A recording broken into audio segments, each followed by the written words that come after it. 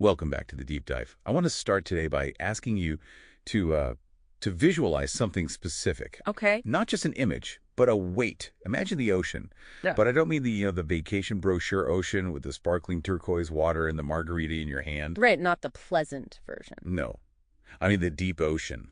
The crushing weight of it, the darkness, the sheer volume of water that sits on top of the tectonic plates. It's heavy, right? Yeah. It's arguably the heaviest thing on Earth that isn't rock. The pressure down there is, it's unimaginable. It would flatten you in an instant. Exactly. Now, take that weight and apply it to information. All of human thought.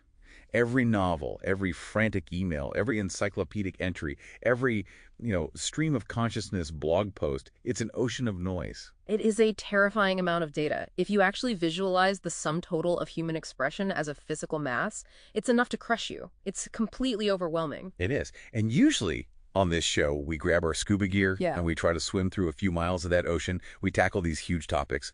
We do. We look at the big currents, the historical shifts. But today, looking at the stack you've brought to the table, we're doing something completely different. We aren't looking at the ocean. We aren't even looking at a lake. No. We're looking at 3 microscopic droplets.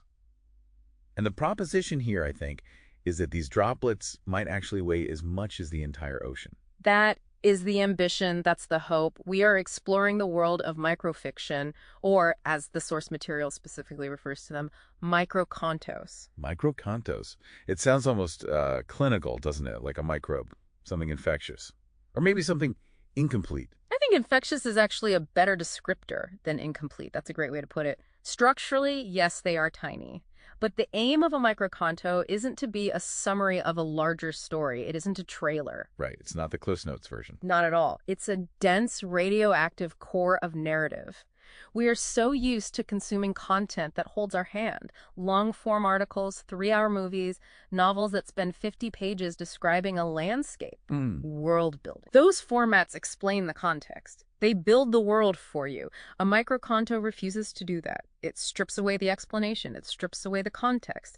It leaves you with nothing but the raw nerve. I have to play devil's advocate right off the bat here. Please. Is that actually art, or is it just laziness? I mean, anyone can write a vague sentence, slap a title on it, and call it deep. It feels a bit like that kind of modern art where someone puts a single red dot on a white canvas and sells it for millions. Are we just reading into things that aren't there? That is the perennial question, isn't it? It's the challenge for all minimalist art. And it's a fair one. I think the difference is between a void and a vacuum. A void and a vacuum. A void is just empty. There's nothing there. It's absence. But a vacuum has pressure. It has a pull. Good microfiction operates like a vacuum. It creates a space so specifically shaped that your mind has to rush in to fill it. So it's not giving you the story. It's creating a story-shaped whole. Yes. That's perfect. It forces the reader to become the co-author. If the writer does their job, it's not lazy at all. It's actually incredibly difficult engineering. You have to remove every structural beam that isn't absolutely load-bearing. Every single word has to do the work of 10. So we're looking at literary structural engineering today, and we have a very specific blueprint. We aren't just browsing Reddit for short, scary stories. No, this is a curated collection. We're looking at a collection titled Microcontos de Cybereus Nuncius y Clara Erthal. And we have 3 specific texts, 2 by an author writing under the pseudonym Cybereus Nuncius, and 1 by Clara Erthal Jandre Tavares. And we should definitely pause on that pseudonym for a second. Cybereus Nuncius. It sounds like a boss in a Final Fantasy game. It does. Or a Roman god who got uploaded to the cloud. It's definitely deliberate. Nuncius is Latin for messenger, so we have the cyber messenger. It frames the text before we even read a single word of the story. It sets a tone. It sets a huge tone. We aren't hearing from a person named John or Jane. We are hearing from the medium itself. It's a voice coming out of the machine. And then we have Clara Erthal, who provides a very different, perhaps more human counterweight. So the mission today, then, is to see if we can unpack the everything inside the nothing of these texts. We're going to look at a man who has physically turned into punctuation marks. Which is a horrifying concept. It is. We're going to look at a life compressed into a numerical limit.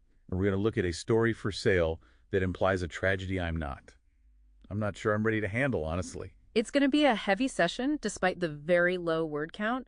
We are going to tackle, I think, nothing less than the architecture of the digital soul, the trauma of the unread, and the desperate, desperate need for connection in a world of avatars. Yeah. All right, let's stop hovering and drop in. Let's look at the first droplet. This is by Cybereus Nuncius. And you mentioned something important. The notes here say that the titles in this collection are integrated. They aren't just labels, they are part of the narrative syntax. Yes, they function as the first line. The title is 0 caracteres restantes. 0 characters remaining. I'm going to read the English translation we've prepared for the analysis. It's short, so, listen closely. Okay. Years on social networks. Now everything I say has 140 characters, no more, no less. And everything I feel, everything I dream, everything I know. Mm-hmm. Okay. My initial reaction, it feels a little dated. Yep. 140 characters. We've had 280 for years. And now with, the new ownership of that one platform, you can write whole essays. Is this story just stuck in 2012? I don't think so. I really don't. I think focusing on the specific number as a current text spec misses the point entirely. The number 140 isn't just a character limit anymore. It's a historical epoch. It's a symbol. A symbol of what? It's a symbol of the era where we first, as a culture, agreed to truncate our thoughts for a machine. It was the first time we collectively accepted a hard-coded limit on our public expression. So it's not about Twitter today. It's about the original sin of brevity, so to speak. The original sin of digital brevity, yes. And think about that first phrase, years on social networks. This suggests a chronic condition. This isn't about the tool you're using today. It's about the neural pathways that were carved into your brain over the last decade. So you're talking about neuroplasticity, the brain physically changing. Exactly. Years on social networks. If you spend 10 years walking through a forest on the exact same path day after day, you wear a groove into the earth. Eventually, you can't even see the other possible paths. The groove becomes the only way you can walk. And you might not even realize it. You just think, this is the path. You just think, this is the path. The text says, now everything I say has 140 characters. It implies that even if you gave this person a blank page, an infinite canvas, they would still stop typing at character 140. They'd feel a kind of phantom limb pain if they went to 141. That is terrifying. It's the elephant tied to the plastic chair concept. The elephant is strong enough to rip the chair out of the ground, but because it was tied up with a strong rope as a baby, it thinks it can't move. Precisely. The constraint has migrated from the software to the wetware. It's no longer an external rule imposed by a company in Silicon Valley. It's an internal cognitive boundary. And look at the phrasing. It's so specific. No more, no less. That part felt robotic to me. Mm-hmm. Chillingly robotic. No more, no less. It sounds like a line of code executing a function. It's not human language. It is not. Usually a limit is a ceiling. If I have a 140 character limit, I can write hello, and that's 5 characters. Right. I'm fine. I'm well under the limit. But this narrator is saying they are compelled to fill the space exactly. So it's not just a maximum, it's the required size. It's the required size. It suggests a calcification of thought. Their ideas come pre-packaged in these exact rectangular blocks of text. They aren't speaking anymore. They're outputting packets of data. But here's where I struggle with the text, the ending. And everything I feel, everything I dream, everything I know. The triad. Come on, everything I dream. Dreams are the one place where we are messy. They are chaotic. They are nonlinear, visual, nonsensical. You're telling me this person dreams and tweets? That feels like a stretch. A bit of hyperbole. Is it? Or is it just the next logical step of this conditioning? Think about how we narrate our dreams to ourselves now. When you wake up, do you just sit in the wash of the emotion and the bizarre imagery? Or do you immediately try to verbalize it? Do you try to structure it into a funny anecdote to tell your partner or post online? Well, yeah, you try to make sense of it. You try to turn it into a story. You turn it into a story. I had the weirdest dream and then you summarize it. You edit it. You cut out the boring parts, the parts that don't make sense. You compress it into a narrative bite. You format it. You format it. The narrator here is suggesting that this editing process has become instantaneous. The dream happens and the brain immediately compresses it into the 140-character summary. The raw footage of the dream is deleted before he even wakes up. It's an automatic process. So he's losing the data. He's losing the texture, the nuance, the weirdness. He is losing the resolution. We are becoming lossy JPEGs of human beings. We are compressing the infinite complexity of feeling and dreaming and knowing into low-resolution thumbnails of themselves. Let's talk about knowing. Everything I know. That's maybe the scariest one. I think so, too. Epistemology. The study of knowledge is complex. Knowledge is nuanced. It has footnotes. It has, on the other hand, it has doubt. It has layers. It requires context. It requires deep context. If Yeah. everything you know fits into 140 characters, you don't know anything deep. You don't know history. You don't know science. You don't know philosophy. You only know slogans. You know headlines. You know hot takes. It's the death of nuance. It's the hot take industrial complex applied directly to the human soul. And that brings us right back to the title. Zero Restantes. Zero characters remaining. It's a brilliant double entendre. On the surface, it's the UI notification. Stop typing, your text box is full. We've all seen it. But underneath, It's an ontological statement. it is. There is zero character remaining in the human sense. The personality, the messiness, the soul. It has been overwritten by the format. There's nothing left of the original person. If it doesn't fit in the box, it gets cropped out. And eventually, after years of this, we forget that there was ever anything outside the box to begin with. That is the horror of this microconto. It's not a story about a guy who tweets too much. It's a story about the extinction of the unformatted self, the end of the inner wilderness. Okay, that is sufficiently bleak. Yeah. So we have the mind being formatted, being caged in the first story. Now, I want to move to the second piece by Cybereus Nuncius, because if the first one was about the internal software, this one feels like it's about the user interface, the avatar. Yes, this is about the body, the digital body. This one is titled El entró en seu domínio pelo portal uma vírgula. Which translates to, he entered his domain through the portal, a comma. Through the portal, a comma. Stop there, just that phrase. Why a comma? Why not a period? Or an enter key? Or a login button? A comma is such a strange choice for a portal. It's a fascinating choice, isn't it? A period is a wall. It's a full stop. It stops the sentence. It stops the thought. An enter key is a command. It's an action. A login button is a formal gateway. But a comma... A comma is a pause, a breath. It's a breath. It's a separation between clauses, but it's also a connector. It holds two related ideas apart, but still in the same sentence. It suggests that he slipped in through the cracks. He entered the domain, which could be the digital world or his own home. The ambiguity is key through a hesitation, through a tiny gap in the flow of information. He didn't break down the door. He just found a pause and slipped through. Exactly, which makes him feel almost ghostly, like he's not fully present. And then we see what he looks like, because the description here is, well, it's body horror for graphic designers. It really is. His hyphen eyes, the mouth a dash, expressionless emoji, touches vibrated ellipses in his interface. New message. He is literally made of typography. He is a golem of syntax, a creature built from the stuff of text. Let's break that down. Hyphen eyes. What do you see when you read that? I see a few things. A hyphen is a horizontal line, so maybe his eyes are squinted shut, or maybe they're just dead. A flat line on a heart monitor. Also, a hyphen connects two words like state of the art. But as an eye, it blocks the pupil. There is no depth. You can't look into a hyphen. You can only look at it. It's a surface. There's no window to the soul there. It's just a connector between nothing. A connector between nothing. And the mouth as a dash. An M dash, specifically. A dash usually signals an interruption, or a long silence, or an aside. Or a flat line. Again, or flatline. The whole face is inert, and the text explicitly calls him an expressionless emoji. This is a beautiful paradox. Emojis were created specifically to convey expression, that is their sole function, to add emotional context to otherwise flat text. So to be an expressionless emoji is to be a broken tool, a failure. It's to be a broken tool. He is a symbol of emotion that contains no actual emotion. He is the signifier without the signified, and he's vibrating. Touches vibrated ellipses in his interface. New message. The ellipses, the three dots. The most anxiety-inducing punctuation mark in modern history. It is. It's the waiting room of conversation. You see those bubbles, you know someone is typing on the other end, but you don't know if they're about to say, I love you or I'm leaving you. It's pure agonizing potential. Exactly. It represents potential, but not actualization. This character is stuck in the buffer. He is vibrating with the possibility of connection. He's literally asking, new message.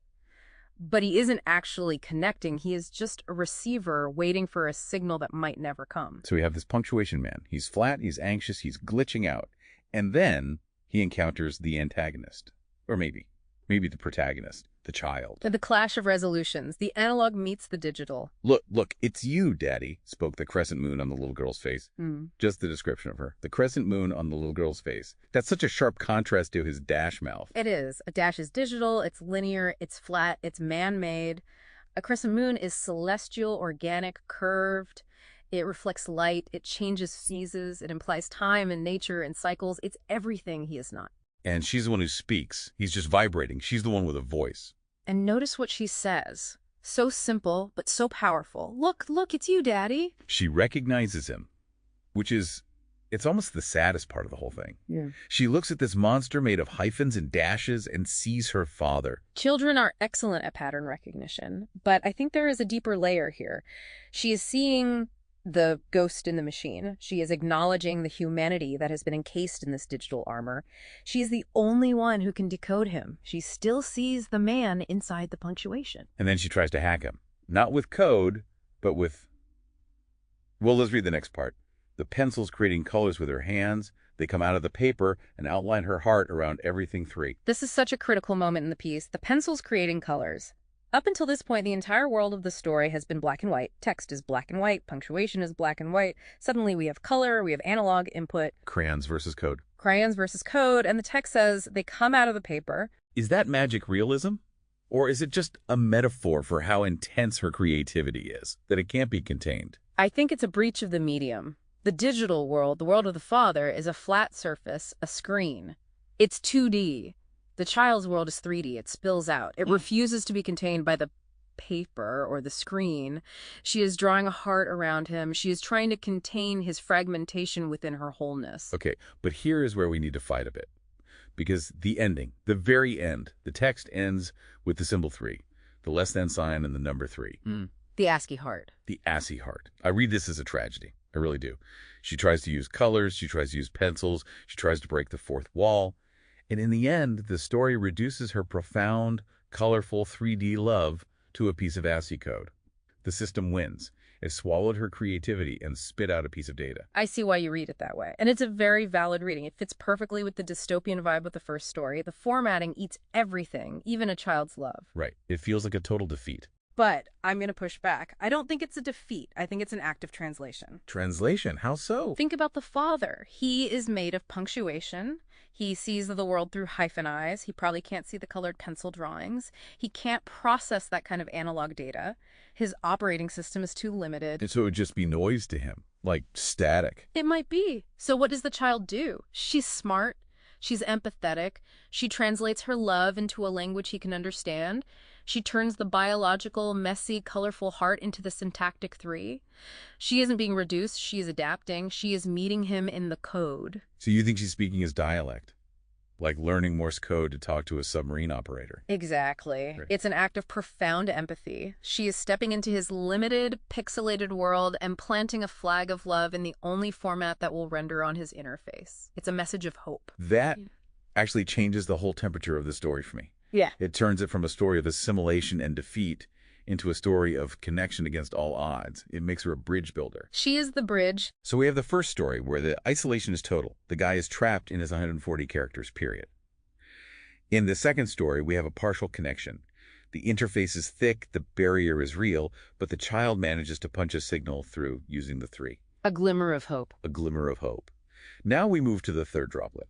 And if the first 2 were about struggles with connection, this one feels like the line has been cut completely. This is the piece by Clara Erthal Jandre Tavares, a different author and a very different feel. The title is Vende-se, which is for sale, and the text is just 4 words in the original Portuguese. Microconto infantil, nunca lido. In English, children's microstory, never read. That's it.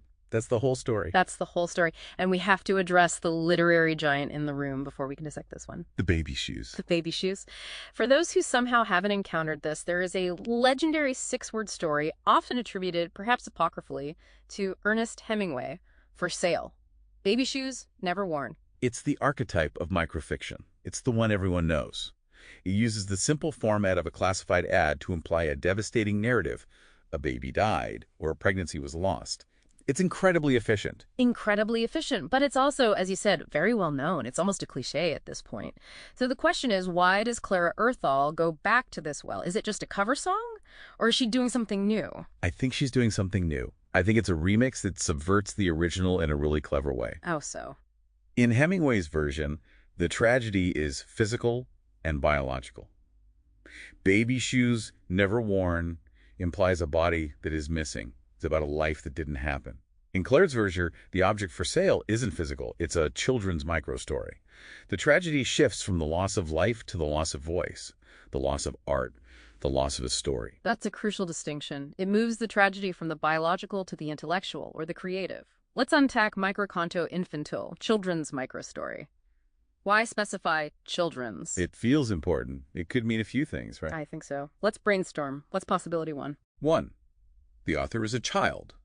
A kid wrote a story, full of imagination, and no one bothered to read it. The parents were too busy, the teacher didn't have time, and that spark of creativity just died. And now it's for sale, like a forgotten toy in a garage sale. That's heartbreaking. Okay, possibility two. Possibility 2. The story was written for a child. A parent wrote bedtime stories for a child they were expecting, but the child never arrived. This circles back to the Hemingway theme of the missing child, but from a different angle. It's not the shoes that are left, it's the words. Also devastating. Okay, there's a third one that I find really interesting. Hold on. It's a meta-commentary on the genre itself. Microfiction is often treated as small or minor literature, children's stuff. You know, cute little stories. Real adults read 800-page biographies of Hamilton. Maybe the seller is a disillusioned writer giving up on their art, saying, here, take this thing I made. Nobody ever took it seriously anyway. For sale. My imagination. Never used. Exactly. And then we have the condition, nunca lido, never read. This is where we get into the philosophy of the unread. Does a story exist if nobody reads it? It's the old if a tree falls in a forest question. But for art. Schrodinger's manuscript. It's both a story and not a story until it's observed by a reader. Yes. A story is a transaction. It's a circuit. You have the writer who is the transmitter and the reader who is the receiver. If the receiver never picks up the phone, if the signal is never received, did the transmission actually happen? By saying never read, the text is emphasizing the silence. It's the tragedy of potential energy that never became kinetic. But wait, there's a paradox here. We're reading it right now. You and I and everyone listening, we are reading the text, children's microstory, never read. So we are, in fact, reading it. Doesn't that break the spell? Or are we reading the tombstone of the story?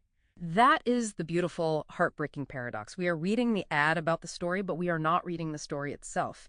The actual children's microstory that is for sale remains inaccessible to us. It is gone. We are standing in the graveyard looking at a marker that says, here lies a song nobody ever heard. So we are witnesses to the absence. We are witnesses to the absence. We can feel the shape of the loss, but we can't fill it with the actual story. We are left only with the grief of its unread status. It's a ghost story. But instead of a ghost of a person, it's the ghost of an idea. And honestly, that connects right back to the first story, doesn't it? Everything I know, everything I feel, everything I dream. If that guy in the first story gets cut off at 140 characters, the rest of his dream, the rest of his thought, it's never read. Precisely. All three of these texts are about the failure of transmission. They form a kind of triptych of disconnection. Lay it out for us. Story 1. Transmission is corrupted by the format. The self is pruned and compressed until it fits the container. Transmission is blocked by the interface, by the screen, until the child finds a clever and empathetic hack. Transmission never happens at all. The signal dies in the air, unheard. It's a pretty grim picture of our communication landscape. We're either formatted bots, vibrating avatars, or unread manuscripts. It can feel that way. But we promised at the beginning of this, we promised we would try to find the ocean in these droplets. We've done the dissection. We've cut these things open and looked at the sad machinery inside. But the mission for this deep dive was to go further, to leap away from constraints. Yes. And I think this is where we need to pivot our thinking. We have been analyzing these constraints, the 140 characters, the punctuation body, the unread status as cages. Right. We've been looking at them as prisons that hold the human spirit back. That seems like a fair assessment. It is. But what if we flip the perspective? What if the constraint is not the cage? What if the constraint is actually the launch pad? Explain that. How is a cage a launch pad? That sounds like a contradiction. Think about physics. If you want to make water cut through steel, you don't use a wide, lazy river. You force all that water through a tiny, tiny nozzle. You compress it. The constraint creates the pressure. The pressure creates the power. So the limitation creates the force. The limitation creates the force. These microcontos are nozzles. 0 characters remaining isn't just a sad statement. It creates a powerful pressure of anxiety and loss in the reader. Never read creates an intense pressure of grief and empathy. So the story isn't the text itself. The story is the reaction we have to the text. The text is just the trigger. The story happens inside you. We talked about the stream and ocean metaphor earlier. I want to revisit the prompt we were given. You can now leap away from all constraints and, as a stream or ocean speaking to poetic hearts, move them. These tiny stories are the streams. They are narrow, they are fast, they're constrained by their banks, but they flow into you, the listener. You are the ocean. Your consciousness, your memories, your emotions. That's the vast body of water they empty into. I like that. So when I read Never Read, my mind immediately floods that tiny forward space with my own memories of rejection, my own unread emails, my own unspoken apologies, my own creative projects I abandoned. The text is only 4 words, but the emotional response is a tsunami. The author provides the skeleton, you provide the flesh and blood. Cybereus Nuncius gives us the code of the punctuation man. But you provide the pity, you provide the fear. You visualize those hyphen-eyes and feel it chill. Your imagination does all the heavy lifting. So in a way, microfiction is the most respectful form of storytelling. How do you mean? Well, a big blockbuster movie assumes you need to be shown everything. Every explosion, every tear. A 500-page novel explains every character's motivation. But microfiction, it trusts the reader completely. It trusts that you have an ocean inside you that can catch these droplets and magnify them. It trusts us to be the poets, to complete the circuit. It trusts us to be the poets. So the leap away from constraints isn't about ignoring the 140 characters. It's about realizing that the 140 characters are just the diving board. The dive happens in the silence after the period. Beautifully put. The dive happens in the silence. The comma portal in the second story. We walked through that today. We stepped into that domain. We felt that vibration. The constraint of the text became the openness of this conversation. We filled it. This changes how I look at my phone, honestly. Yeah. It really does. We started this hour talking about the years on social networks eroding our brains. Yeah. I still think that's a real danger. I'm not discounting that. Of course. But maybe, if we look at it right, even a text message can be a microconto. Even a status update can be a stream leading to an ocean if we were willing to read it with poetic hearts, as the prompt says. It requires active reading. It requires a different kind of attention. You can't just doom scroll through life. You have to pause. You have to look for the 3 inside the code. You have to be the child with the colored pencils, drawing meaning around the flat text you're given. We have to re-enchant the digital world.